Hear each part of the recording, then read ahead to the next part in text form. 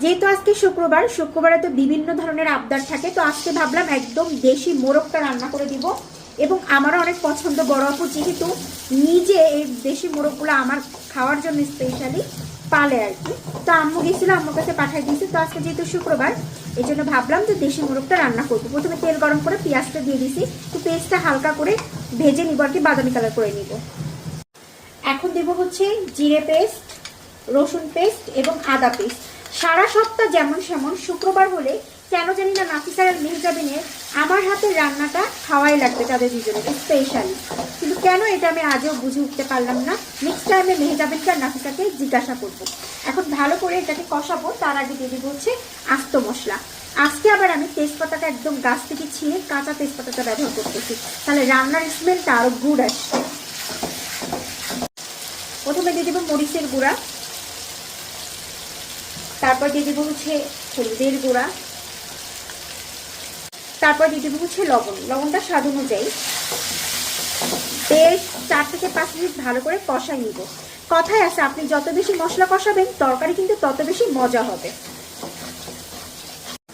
মশলাটা অনেক ভালো করে কষানো কমপ্লিট হয়ে গেছে এবং অনেক সুন্দর একটা স্মেল আসতেছে। আর স্মেলটা এক্সট্রা আসার কারণ হচ্ছে তেজপাতা। আপনারা যদি আপনাদের বাসায় একদম কাঁচা তেজপাতা থাকে তাহলে একটু ওইভাবে রান্না করে দেখেন, অনেক বেশি মজা লাগবে। আমি আবার এক চুলায় হচ্ছে বসাই দিছি ডাল, আর এক চুলা হচ্ছে দেশি মুরগি রান্না করতেছি। আবার সাথে হচ্ছে সিম, একদম দানা যেই সিমগুলো আছে না, ওইটা সুন্দর করে ঘন্ট করবো আজকে। 3 থেকে 4 মিনিট খুব ভালো করে কষাই নেওয়ার পরে আমি এই পর্যায়ে দিয়ে দেবো একদম নতুন আলুগুলা। ওরে বাবা, আমি খালি একবার বলছিলাম মেহেজাবিন আজকে কিন্তু দেশি মুরগির ভিতরে আমি আলু দেবো না, সে নিজে নিজে সুন্দর করে ছোট ছোট আলুগুলা বেছে কেটে সুন্দর করে ধুয়ে নিয়ে আসছে। আমি এক্সট্রা কোনো পানি কিন্তু মুরগিতে এই পর্যন্ত অ্যাড করি নাই, কারণ মুরগি থেকে যে পানিটা বের হচ্ছে ওটা দিয়ে খুব ভালো করে আমি কষাই নিব।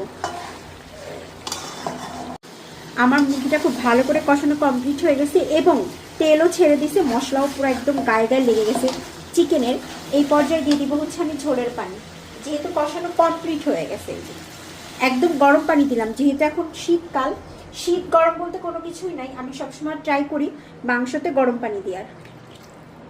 আর আজকে একটু আমি ঝোল ঝোল টাইপের রাখবো আর কি, কারণ দেশি মোরগ বলেন বা মুরগি বলেন একটু ঝোল ঝোল করে রাখলে বেশি মজা লাগে। আমার একদম ঝোলের পানিটা দেওয়া কমপ্লিট হয়ে গেছে। এখন আমি 10 থেকে 15 মিনিট একটু ভালো করে জাল করলে আমার রান্না কমপ্লিট হয়ে যাবে। আমার ভালো করে মুরগির মাংস রান্নাটা কমপ্লিট হয়ে গেছে, একটু ঝোল ঝোল টাইপের রাখছি, কারণ এভাবেই মেহেজাবিন খুব পছন্দ করে। ওইদিকে আমার রান্না বাড়া